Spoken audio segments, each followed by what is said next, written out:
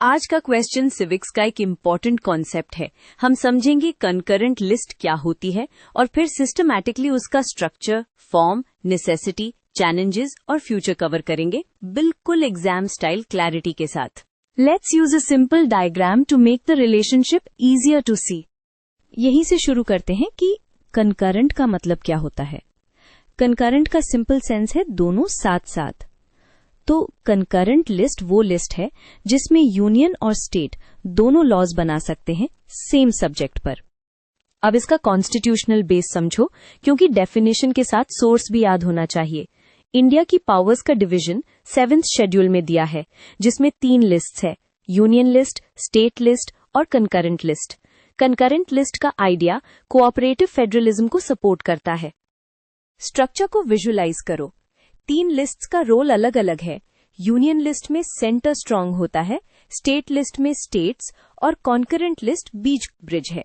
इस ब्रिज का पर्पस है कि कुछ सब्जेक्ट्स ऐसे होते हैं जो प्योरली स्टेट या प्योरली सेंटर नहीं होते, दोनों लेवल्स की कोऑर्डिनेशन चाहते हैं।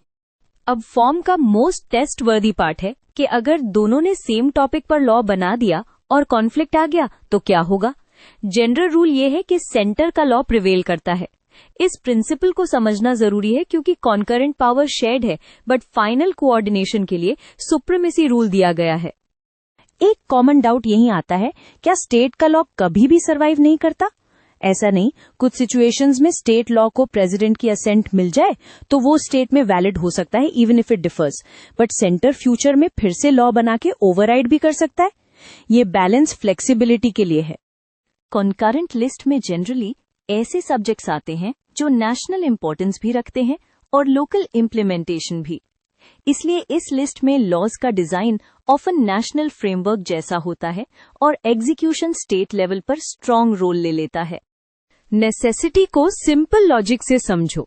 इंडिया डाइवर्स है तो कुछ इश्यूज में यूनिफॉर्म मिनिमम स्टैंडर्ड्स चाहिए, like citizen rights protection, economic coordination या नेशन वाइड रिफॉर्म्स। साथ ही स्टेट्स को रूम चाहिए to adapt to local needs. Concurrent list इसी टेंशन को मैनेज करती है। अब चैलेंजेस। सबसे पहला चैलेंज होता है ओवरलैप और एम्बिग्विटी। सब्जेक्ट बाउंड्रीज कभी कभी क्लियर नहीं होती तो डिस्प्यूट्स हो जाते हैं। Second, centre state political differences की वजह से कोऑर्डिनेशन स्लो हो सकता है। Third, रिपग्नेंसी issues. कॉन्फ्लिक्ट आया तो लीगल अनसर्टेनिटी और लिटिगेशन बढ़ सकती है।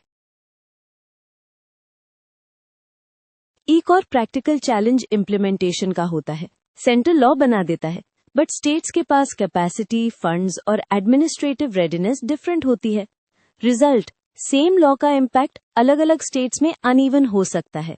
ये पॉइंट इलैबोरेशन है स्ट्रांग बनाता है। फ्यूचर के लिए डायरेक्शन सोचो। बेटर क्लैरिटी के लिए सब्जेक्ट्स का clearer demarcation, stronger intergovernmental consultation और कोऑपरेटिव फेडरलिज्म को इंस्टीट्यूशनलाइज करना हेल्पफुल होगा। साथ ही इमर्जिंग एरियाज जैसे technology, data, environment, public health में कोऑर्डिनेशन और भी इम्पोर्टेंट होगा। सो कॉन्करेंट स्टाइल शेयर्ड गवर्नेंस और मैच्योर हो सकती है। अब एग्जाम फ्रेंडली रैप अप। पहले 1 लाइन डेफिनेशन, फिर कॉन्स्टिट्यूशनल प्लेसमेंट, फिर वर्किंग रूल ऑफ कॉन्फ्लिक्ट, फिर व्हाई इट एग्जिस्ट्स और एंड में चैलेंजेस प्लस फ्यूचर रिफॉर्म्स। इस ऑर्डर में लिखोगे तो आंसर स्ट्रक्चर्ड और हाई स्कोरिंग लगेगा। You've got it.